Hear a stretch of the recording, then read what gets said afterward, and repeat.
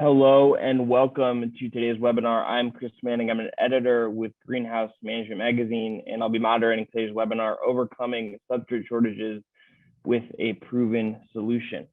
Our speaker today is Jennifer Newyear. She is the Director of Business Development for HydraFiber, the Horticulture Business Unit under Profile Products LLC. Jennifer joined Profile Products in 2015, following more than 10 years at Ball Horticulture Company, where her roles included the European Marketing Coordinator, Brand Manager, and ultimately the Global Business Manager for the Pan-American Seed Division. Her arrival at Profile Products coincided with the launch of the company's horticulture division and the introduction of the HydraFiber brand. In her time leading HydraFiber, the wood fiber substrate has been adopted by growers across North America, and 2021 will include the installation of the 100th HydroFiber machine for wood fiber bale processing. Jennifer is a Bachelor of Science, Business Administration with a concentration in marketing and international business, along with a minor in horticulture. She obtained an MBA from Northern Illinois. Jennifer currently resides in Illinois. Today is all going to be about HydroFiber, a domestically produced engineered fiber substrate that is readily available and reliable as a high-performing replacement for other raw materials. Top growers across North America have already adopted HydroFiber into their mixes and are now increasing inclusion rates to help overcome shortages of other raw goods. You're going to learn all about this technology today, and I'm going to turn it over to Jennifer. Hey, Chris, thank you so much for that introduction. And thanks to the Greenhouse Management team for organizing this webinar, giving us a chance to get the information out there regarding not just HydroFiber, but just soil substrates in general.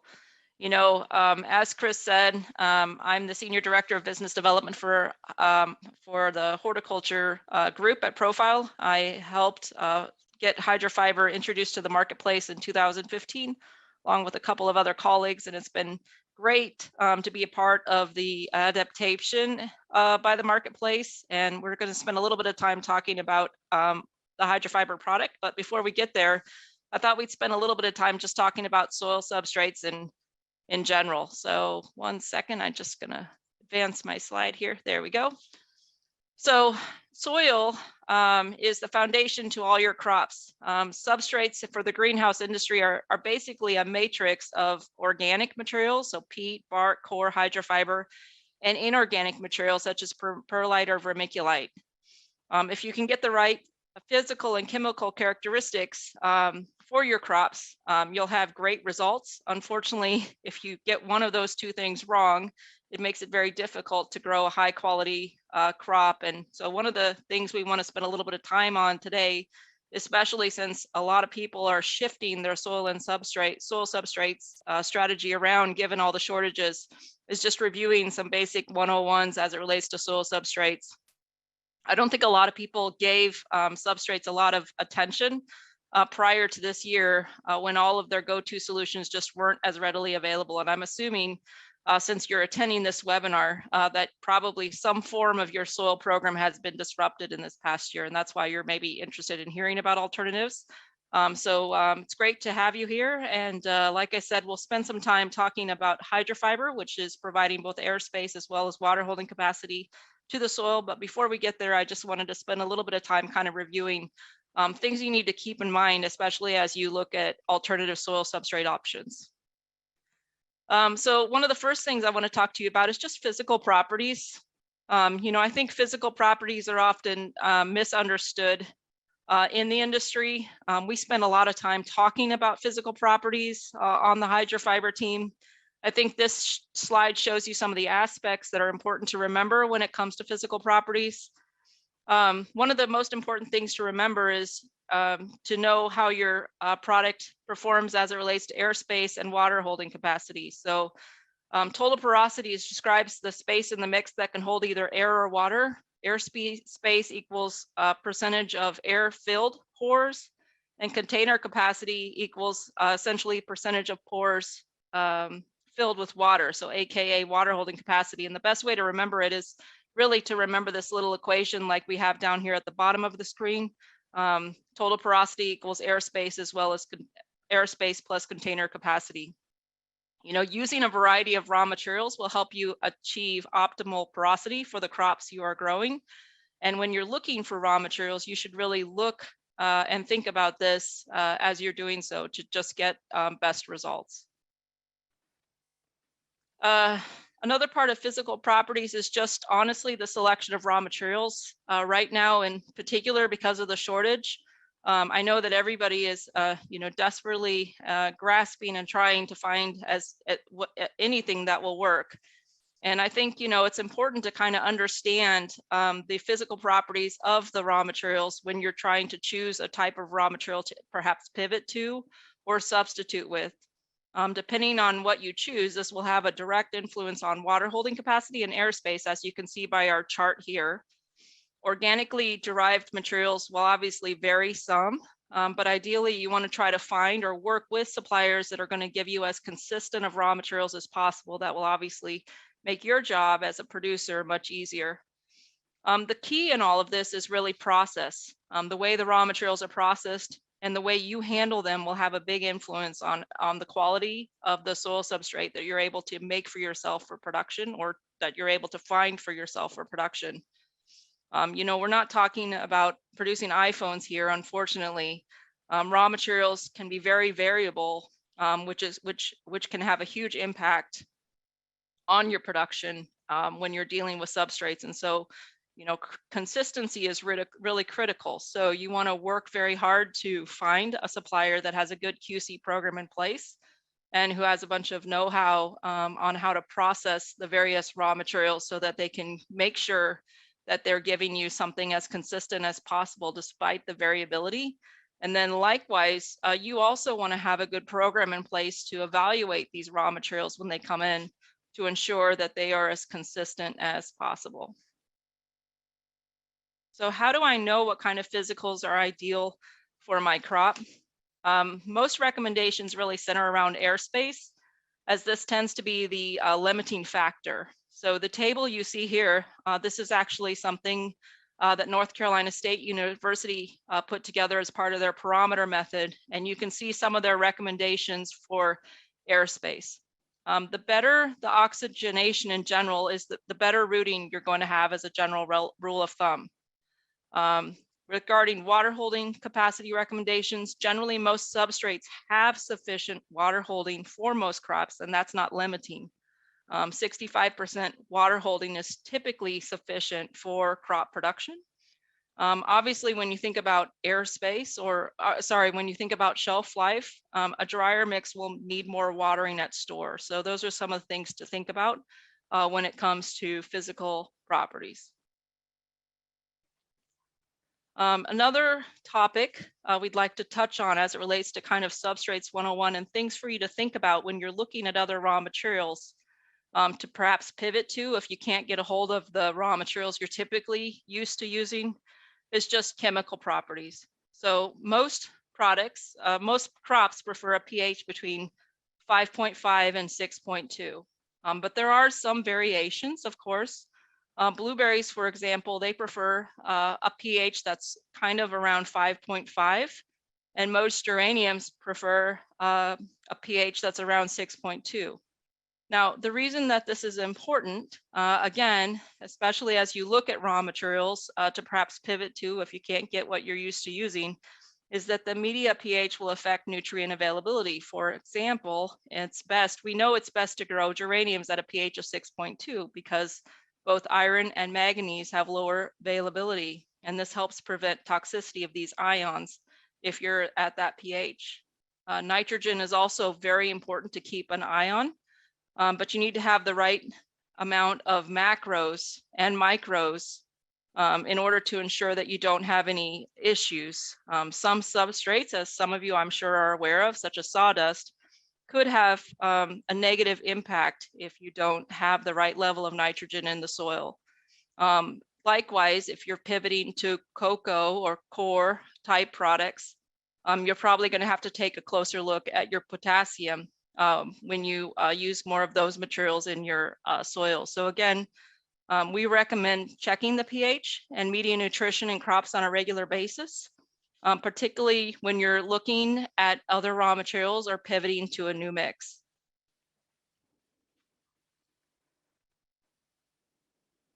So one of the other things that we like to talk to the market about is just lime.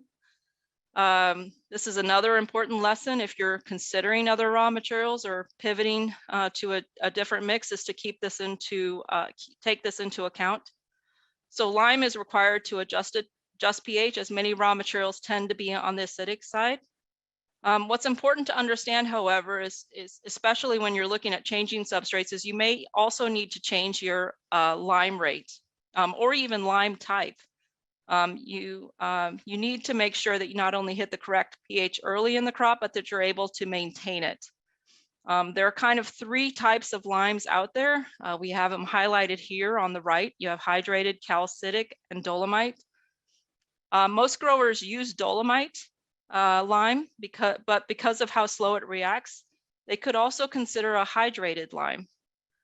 We know with HydraFiber, for instance, that when you're going to a peat reduced mix, we actually have found it necessary to drop hydrated lime entirely, as it's typically not necessary. But if you are using HydraFiber mixes or thinking of going to a HydraFiber soil or HydraFiber component as part of your mix, we have a full staff of technical support reps that can help answer questions on lime and lime rates. We've done a lot of work on this in particular, as it's extremely important to get the crop results. Just remember that there are multiple factors that affect the media pH beyond lime, and as a result, we recommend testing both your water and media regularly. So last part of this lesson on chemical properties, anytime you're growing in organic matter, there's going to be breakdown and decomposition.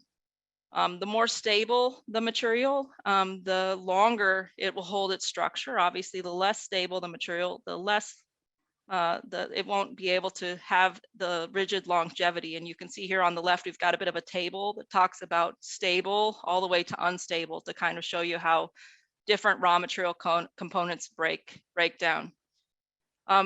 When raw materials are not stable, their pores collapse, and then your airspace is impacted negatively. Stable to unstable, you can see sawdust is one of the most unstable raw materials, and it needs to go through some sort of processing arrangement before being used. Unstable materials, like you saw in the chart a few minutes ago, can rob plants of nitrogen, and then you have a whole host of other problems to deal with. Inorganic materials, which are up here at the top, like perlite or vermiculite, they are very stable and tend to break down less quickly. The challenge with these materials, however, is they tend to be also a bit more expensive because they're highly engineered and deal with a lot of heat and other conditions to make them. Here on the image here below, you can see an example of, here on the left, a plant grown in 40% HydraFiber, which is in the middle stable, and a plant here on the right grown in sawdust, which, as you can see by the chart, is very unstable. Both were treated the same. So you can see what a difference makes in stable versus unstable raw materials.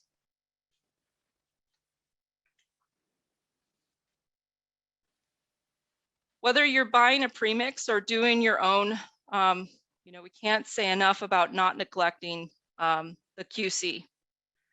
This is extremely important. Raw materials are going to vary over time. Quality changes over time. Make sure, as part of your Substrates 101, make sure that you're choosing vendors that have materials that go through a very good QC process. Understand their process, ask for information about their process.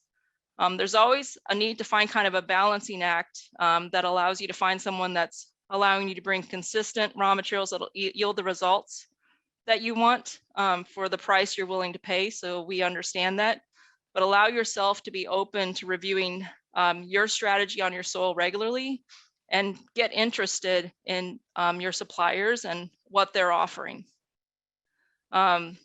Having the right raw materials and or the right blend that's consistent will make such a big difference in the long term as it relates to your finished plant production.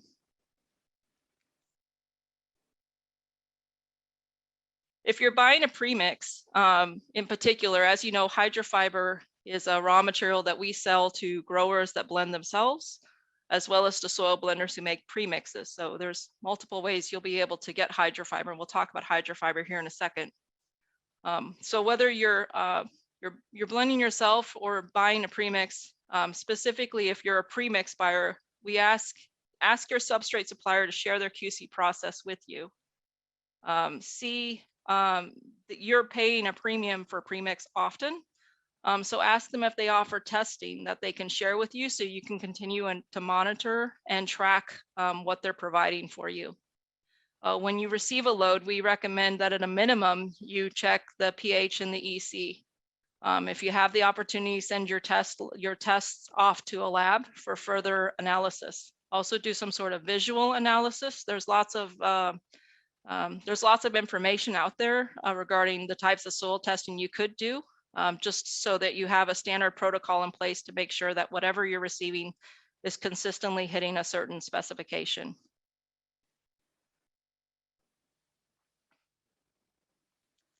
If you're blending yourself, it's also equally as important to have a QC protocol in place.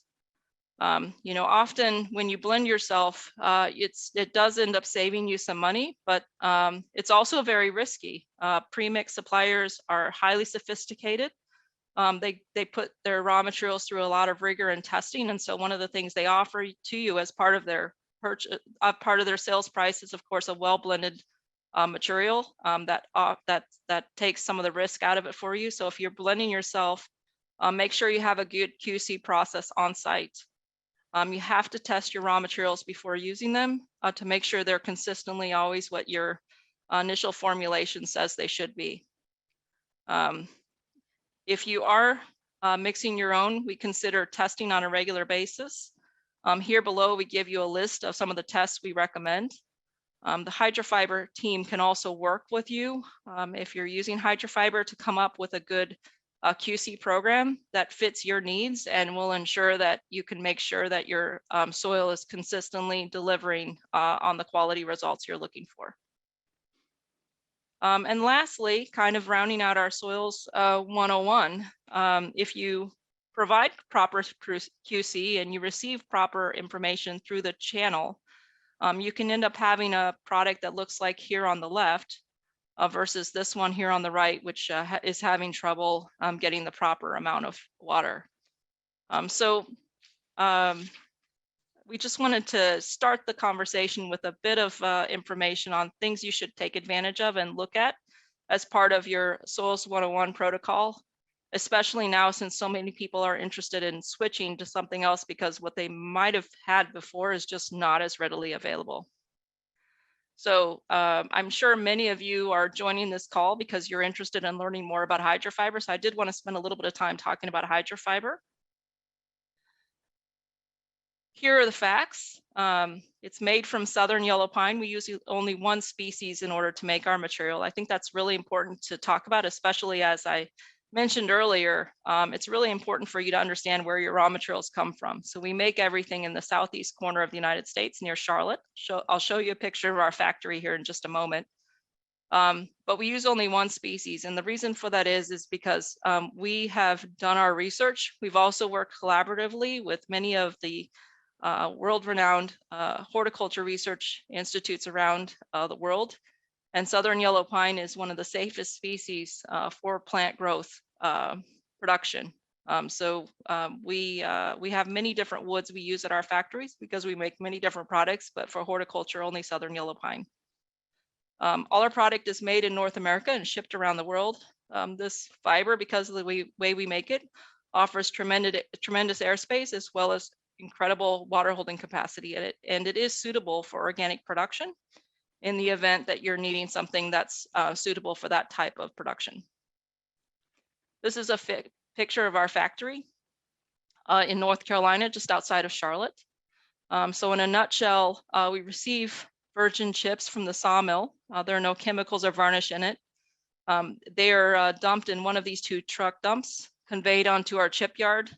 We load one of two digesters, which you see here in this picture, and with steam, pressure, and heat, we're able to basically take that chip that we receive from the sawmills, and we're able to what I'm going to call fast cook it in a series of about 10 minutes time. So we can make our product very quickly and very efficiently, and with heat, pressure, and steam. So there's no chemicals involved in the production. So again, completely organic material.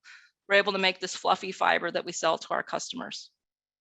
Here you can see a picture of HydraFiber, which is here on the right, thermally refined versus other types of wood or wood type products. The big difference, as you can see here on the picture on the right, is you just get tremendous surface area.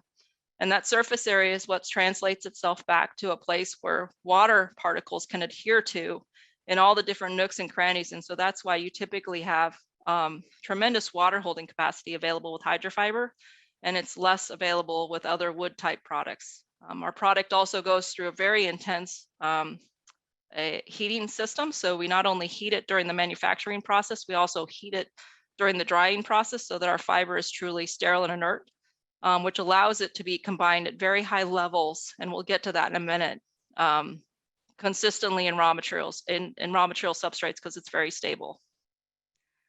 The engineered substrate is made from essentially sawmills waste material. So after they've debarked the logs and made the planks, there's always leftover wood, which is waste wood for them, but which is good wood for us. So we're taking this material that would have gotten into the waste stream and using it to make our product. We're able to source everything that we need within a half day's drive of our plant. We currently have 2 plants, and we're working on opening our 3rd plant. So the interest level by the marketplace for Hydrofiber technology has grown very rapidly.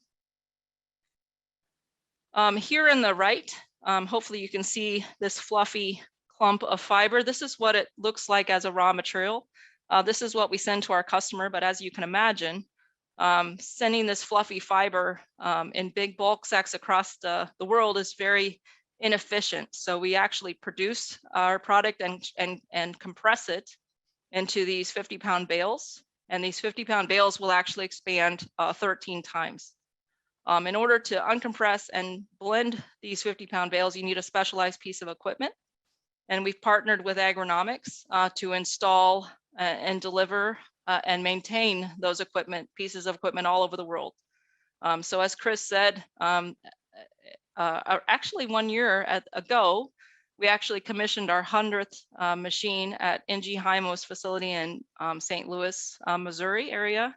But since then, we've gone in and installed almost half of 100 machines in the last year. And so the progress for the product HydraFiber is moving very rapidly. I'll talk about the equipment needed here in a moment. But because of the interest, we've had to continue to evolve and develop new ways to process HydraFiber, and also new pieces of equipment with agronomics that are suitable for very large scale producers, as well as mid and smaller size producers.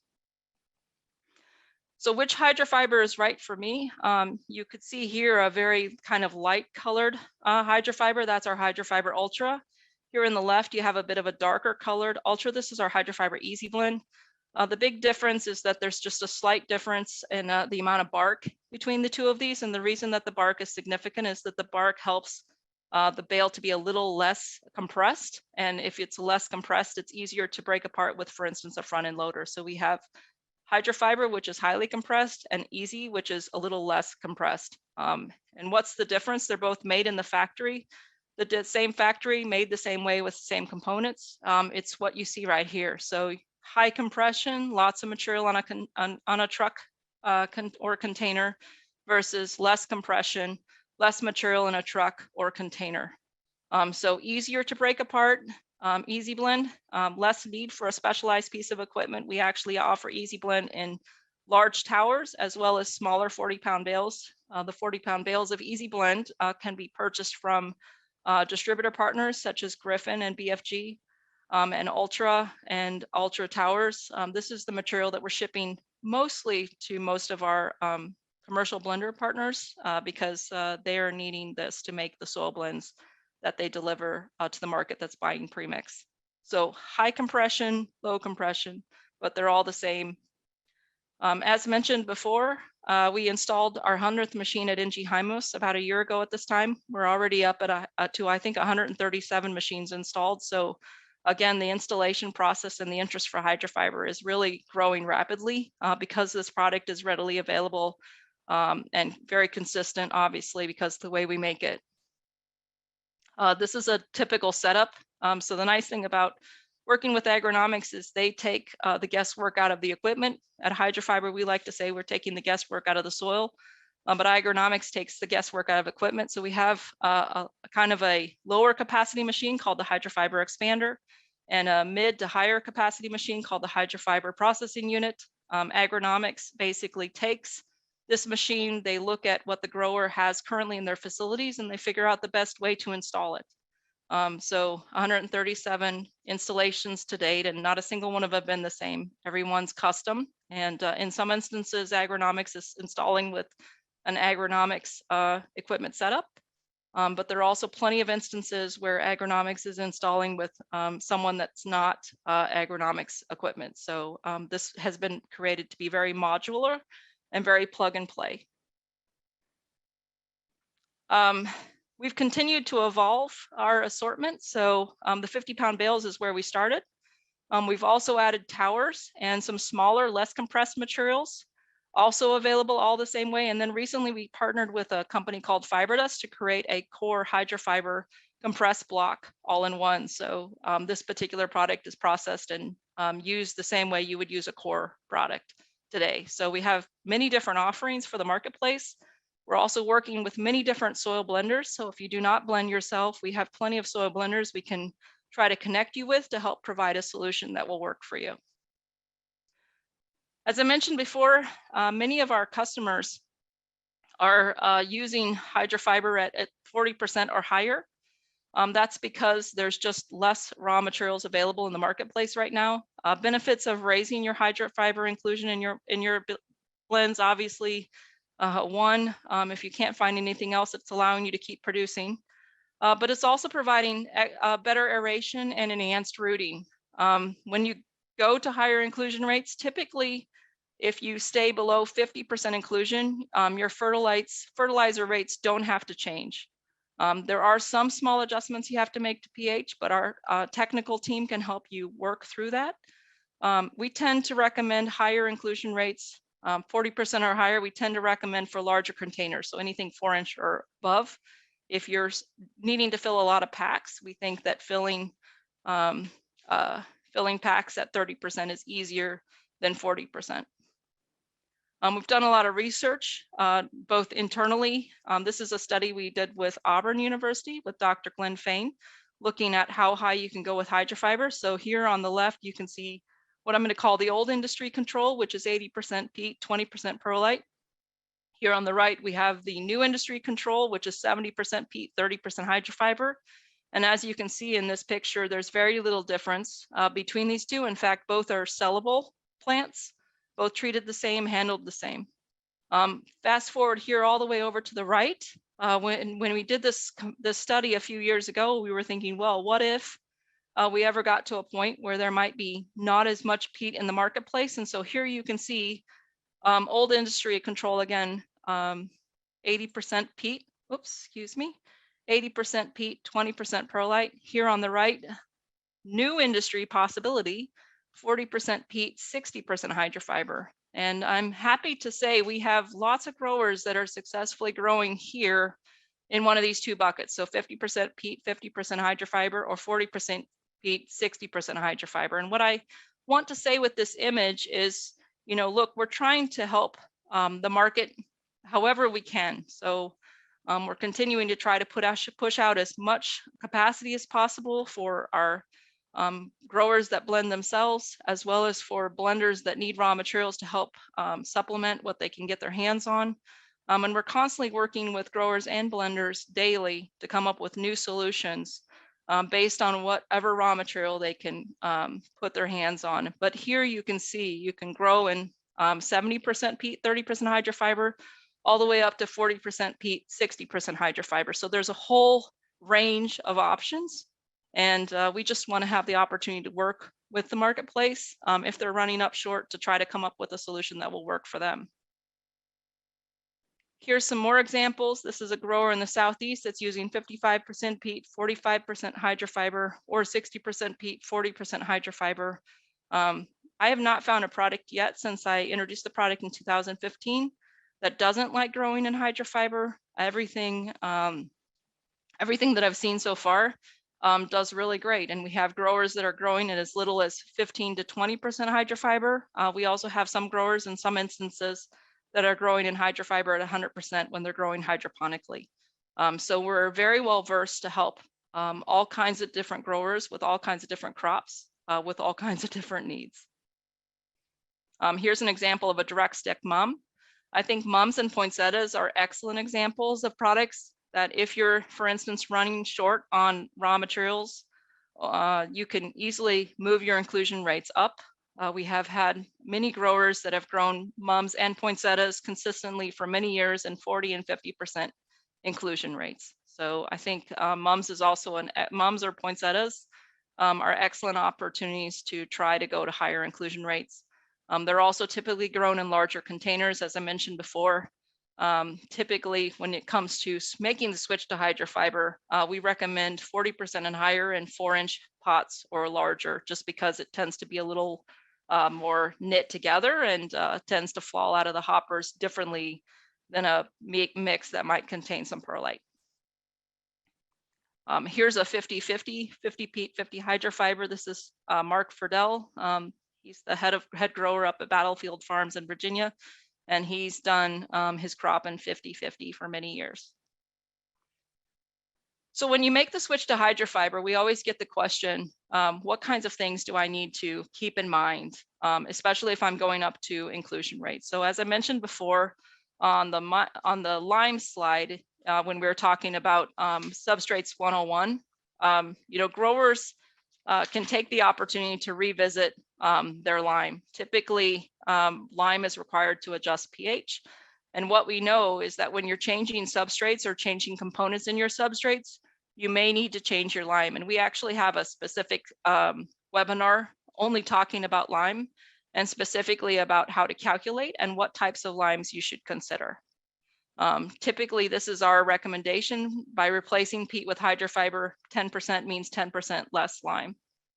We do recommend you test new lime rates on a small scale before moving to them, as 100% of your production. But again, as I mentioned before, our team is very well versed in this and can help with the transition. The other thing that I wanted to spend a little bit of time talking about is just how to get proper fill. So we recommend at 40% inclusion or higher on a 4-inch pot or larger. And the reason for that is because the way the HydraFiber is made, of course, as we talked about before, it likes to kind of knit and clump together. That knitting and clumping together, we love because it gives it all this airspace in the pot. And the roots love all that airspace. What you often see with a plant grown in HydraFiber is that it's got tremendous root quality and great root penetration throughout the pot. However, sometimes that knitting together is difficult to manage as it's flowing out of hoppers. And so we've done a lot of work in addition to pH, also looking at container fill. And so 4-inch pot or larger, typically no change needed. But if you're going to be lower than a 4-inch pot, you may have to do a lot of maneuvering if you want to be at 40% or higher. Managing flow is really key. Gate height, belt speed. I have worked again with Agronomics, our equipment partner, to create a product called the soil conditioner, which I'll talk about in a second, which basically kind of re-breaks up and re-fluffs the material as it flows out of the hopper to get much better fill.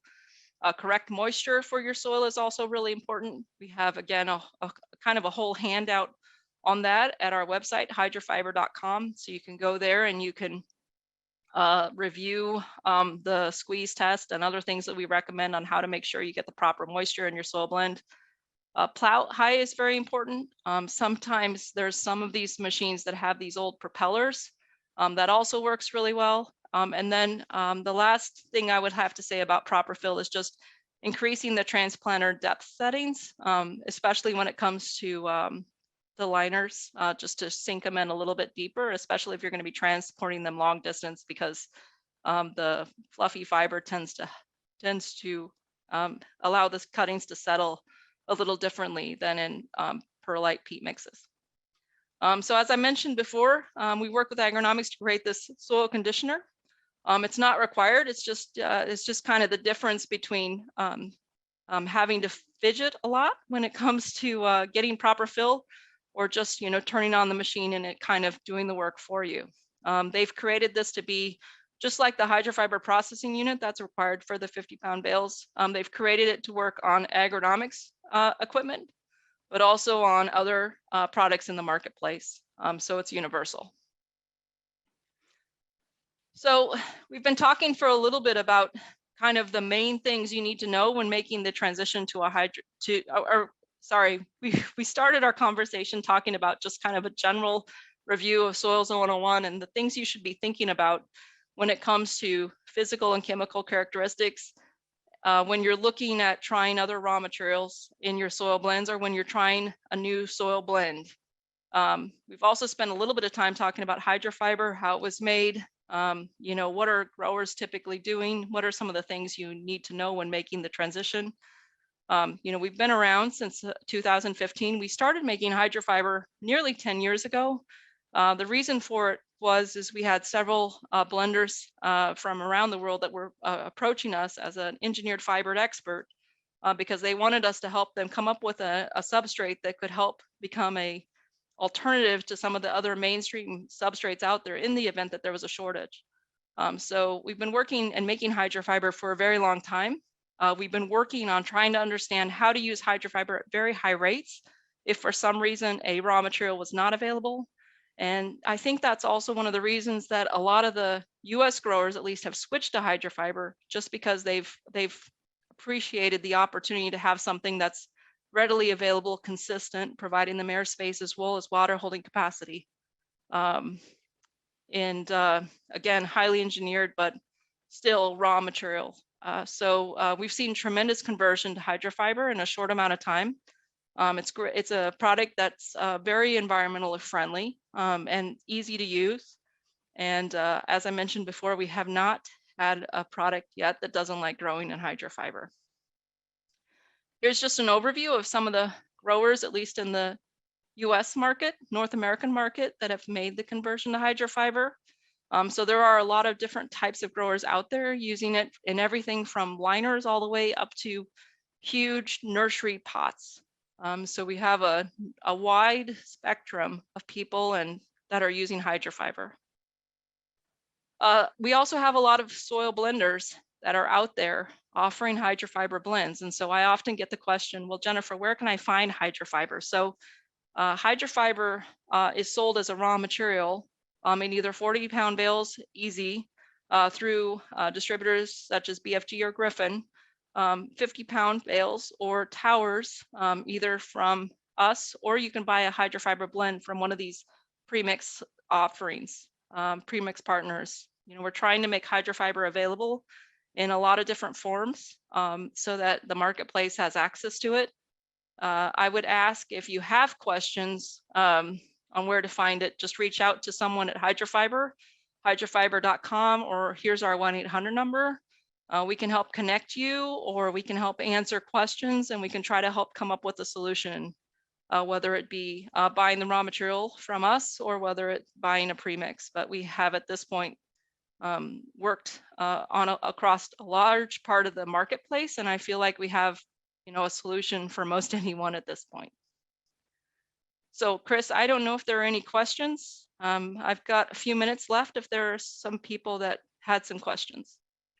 Yes, we have a ton of great questions here that are going to now dive into. So if anyone has any more as we're going here, you can drop them into the chat and we will get to them. I want to start chronologically. The first one we got, the term Tony.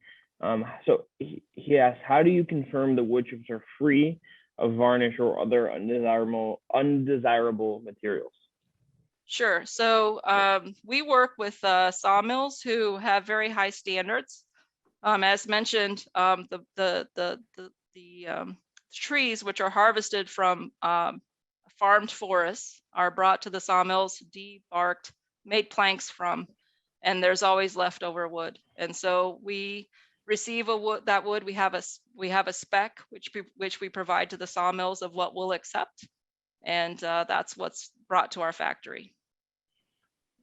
We have a question here. Someone asked, it seems the packaging setup is for large commercial businesses. Perhaps is a question that's trickier to answer in this setting, but can you explain any options available for smaller businesses such as a local nursery business? Sure. Yeah, absolutely. Great question. And when we started in 2015, I would say we did have mostly a solution that was best suited for larger growers who had their own equipment, who blended themselves. But because of the interest of Hydrofiber and because of the need for raw materials, we've actually continued developing products. And one of the products we have in the offering is a product called Easy Blend. It's in a 40-pound bale, and you could get that from BFG or Griffin. We have special recommendations available to show you how you can blend that with a shovel, a front end loader, some sort of peat fluffing device. And so many growers are using that as a replacement for some peat moss, some bark, some cocoa, whatever you can get your hands on, honestly. And this is where our tech reps have become really skilled in helping people figure out how to make something to grow their plants in with whatever they can get their hands on. And the good thing is that Hydrofiber is so consistent and made in a factory. So it's engineered to be very consistent. It's allowing itself to be used at very high rates, which is unusual for a raw material like Hydrofiber. As a follow-up to that, how do you guys work with growers? So you mentioned working with Hymos and setting up something there, and being able to work with different growers to fit their kind of needs. How does the process work of you guys, at least broadly speaking, getting on the same page as growers and really integrating what you guys do with what they do? Yeah, so I would just say the best way for us to work with growers is for them to just reach out. A lot of times we'll help them directly, and if we can't help them directly, we'll pair them with one of our either blender partners or distributor partner. But we have several tech reps in the field that actually can provide support either via the telephone, email, some sort of video chat webinar.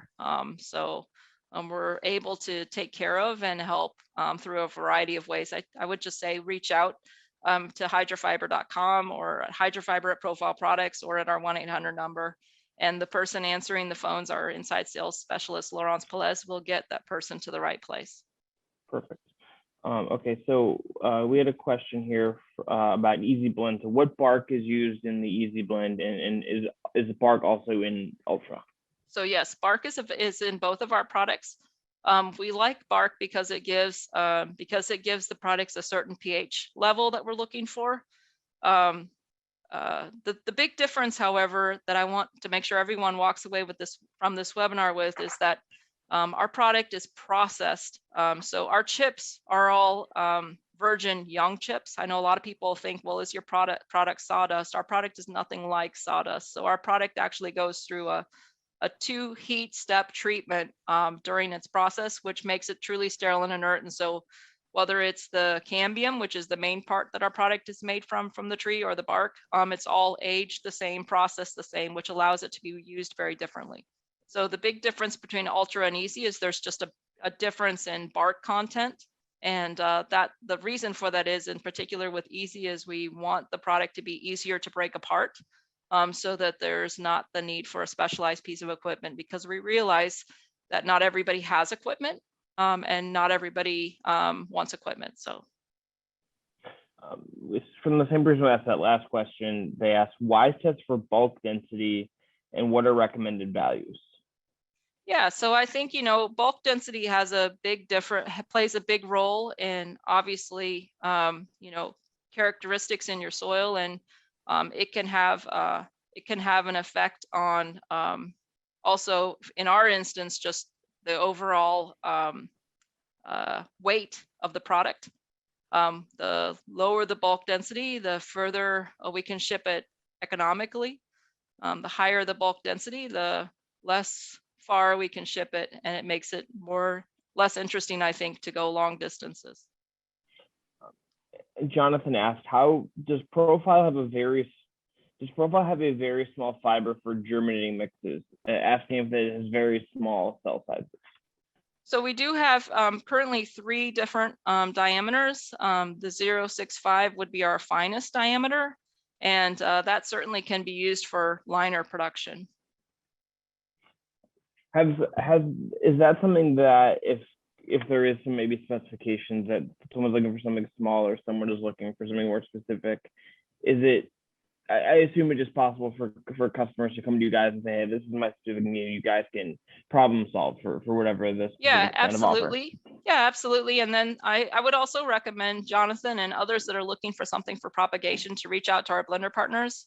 I don't know our blender partners, all of their offerings. However, I do know that Berger, one of our blender partners, has recently offered a propagation mix that's suitable for very small cells. So I would encourage Jonathan and others to take a look at that for sure. That actually, I think, brings us to a question just to kind of over about this. So where can growers find a pre-made blend that contains Hydrofiber? I mentioned Berger, or where else can growers look at this? Yeah, so let me put this screen back up. So we have blenders all over the world, but there are some of the blenders in North America that would be good places for them to start. And again, if you're not able to find someone that's in your region, again, this is where I would reach out to our profile, Hydrofiber at profileproducts.com. Just send an email or call us, and we can help find a solution in your area. So we have more blender partners coming on board on a regular basis. And so if there's not someone near you in this list, then let us know, and we'd be happy to try to pair someone with you or find someone for you. We're always adding new blender partners. So there's a good chance that if yours isn't listed, perhaps we could work with them to bring Hydrofiber on board. You covered this topic as well, but I want to just ask sort of specifically, maybe with some more room to speak on it. What does a grower need to be aware of when they're making the transition to Hydrofiber? What are just, I guess, some of the things that you really want to emphasize about what's important to know if you are going to make the switch? Yeah, I think that's a great question. So, when we actually have a culture clinic that we provide to our customers when they onboard with Hydrofiber, and there's kind of 3 main things we talk about. One of the things we talk about is just water and irrigation strategy. So Hydrofiber makes more water available to the plant. And so as such, but it also dries down differently than other raw materials. And so often what happens when you're growing in a Hydrofiber blend, you'll see surface drying. And if you're not taking the time to pick up the pot, look at the root zone, you may think, oh, my plant needs water, when it really doesn't, because there's sufficient water available to the root zone. And so we really educate that it's really important not to just to look down the crop and say, oh, my plant needs some water, but actually to go walk into the greenhouse space and to make some selections so you can look at root zone and really make sure does it need irrigation or not. So that's one. Second is just in the area of pH. So the higher you go in Hydrofiber, the more likely you're going to have to look at things such as lime rate, because we do know that things change. Hydrofiber does not have the same CEC as peat moss, and so it just buffers things differently than peat moss and maybe some of the other raw materials that people are used to. It's a truly sterile and inert material, but it acts differently than peat moss and cocoa, even though it's also a fibrous product. And then the third is just really around fill, container fill, mostly, as I mentioned before, anything 4-inch and larger, we recommend, and if you're above, we recommend 40% on 4-inch and larger. But if you go to pretty high inclusion rates, you'll notice that the product falling out of the hopper just falls differently. And so that's where you may need to adjust hopper height or belt speed or something like that in order to get it to basically cascade out of the hopper mouth differently. As mentioned, we've worked with agronomics a lot on this topic. And so we have developed this soil conditioner, which many of our customers have. But both the agronomics team as well as the Hydrofiber team are fully versed on helping growers make adjustments to their filling equipment so that they can get proper fill. On the pH note, does this change how often growers may need to check their pH levels? Like, should they perhaps, especially if they're making the transition and they're getting used to working with Hydrofiber, is this something that a situation where they should be checking pH levels perhaps more often than they might have if they were doing what they'd always done? So we recommend when you make a change to HydraFiber that you do a small amount first, just to get more familiar with it. And then we think it's important to be checking your pH regularly. So many of our customers are checking pH on a weekly basis. I think as long as you keep up with just a regular check-in, that's sufficient. We got a question here from Bert. And again, if anyone has any, still have some questions or still time to submit, we can get you a couple more after this one if we get Sure. any more. So Bert asks, explain why no nitrogen depletion, which with HF that is produced with sawdust and wood chips. Sorry, could you repeat the question, Chris? Yeah, it's okay. So the question is, explain why there is no nitrogen depletion with HF hydrofiber that is produced with sawdust and wood chips. So why there is no change? I think the question is getting at why is there no nitrogen issue with hydrofiber. I think it's sure. Yeah. Bert still on, they can perhaps clarify with another question, but that seems to be what it's getting at to me. And perhaps it's in reference to the picture I showed earlier. So I think that's a really good question, and we do get that question a lot. And it comes down to how the product is made. So with the big difference between HydraFiber and sawdust is that our product is essentially processed. There's no aging involved in our product, and our product goes through 2 heat treatment cycles. So we're heating the chip to a very high level, first and foremost, when we make it. And then secondly, when we dry it down to 20% moisture, which is where we send our ultra products out, our easy blend is slightly higher. But it goes through a very high treatment. And so you're essentially, fast cooking, but also kind of, freezing the product in time, for lack of better words, so that it's consistently always the same. And so even though there is some nitrogen impact, especially if you're using Easy Blend, which has slightly more bark, it's not at the same levels as sawdust, because sawdust is essentially not going through these heavy heat treatments. It's essentially just kind of naturally aging. And HydraFiber is a lot more stable. If you think about the chart I was showing you a moment ago, HydraFiber is a lot more stable in the grand scheme of stable ingredients.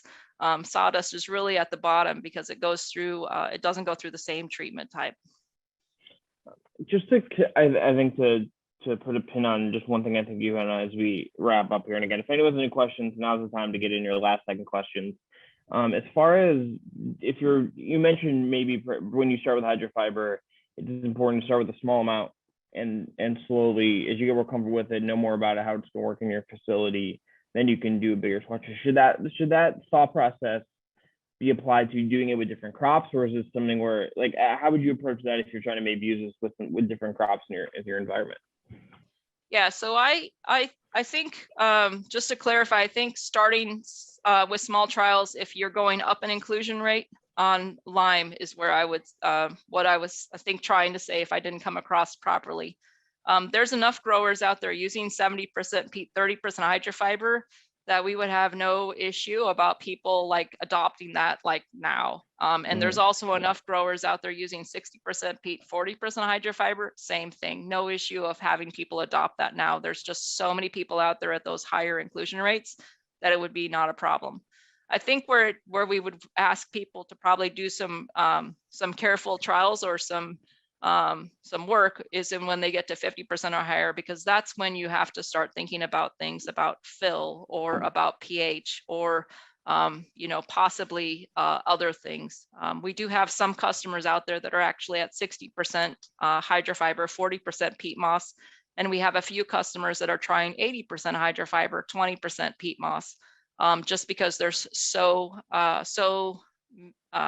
because there's just not enough raw materials available right now. And so this is where I, again, can't stress enough for the audience to just call us if you're having trouble finding raw materials, if you're interested in learning more about HydraFiber, if you need help finding a pre-mix supplier that makes HydraFiber blends, if you want to know more about the Easy Blend 40-pound bales, which is really well suited for growers that are mid or small size that don't have a lot of equipment, call us and we can help connect you with the right person to help you get started on those things. Andy asked, does does hydrofiber become metabolized during the processing, and are there carbohydrates available? So there are, and I'd be happy to answer Andy's question offline if he wants to reach out. We actually have done a lot of research on this area as well in an effort to try to understand why the hydrofiber is so stable and why is it able to be used in these long range crops, and why does it not break down similar to some of these other products in the past. Because as you can imagine, when we started in 2015, there were a lot of hesitations and questions. And so we spent a lot of time really trying to understand what goes on with hydrofiber during the crop process. But what I would tell Andy and others is that we do have customers that are using hydrofiber in multi-year crops and having no issue. We'll end on this question from Jonathan. They write, we have heard from growers that they overfill the pot to compensate for some slight compaction due to irrigation. Do growers need to adjust how they fill pots, or can they expect to fill the pot the same as traditional peat mixes? So we have actually a webinar about that topic, as well as some literature sheets if you want to go to hydrofiber.com. The answer to Jonathan's question is you will fill differently. You'll want to adjust your settings on your filling equipment to compensate for the fact that hydrofiber just flows out of the hopper in a more fluffy fashion. We have two experts on our team actually that travel along with the agronomics team to growers across the country to help teach them how to get their settings on their equipment correctly set up. Usually it doesn't take much time. It's just a matter of kind of adjusting how you do things, just because again, the product flows out of the hopper slightly different than what they're maybe used to.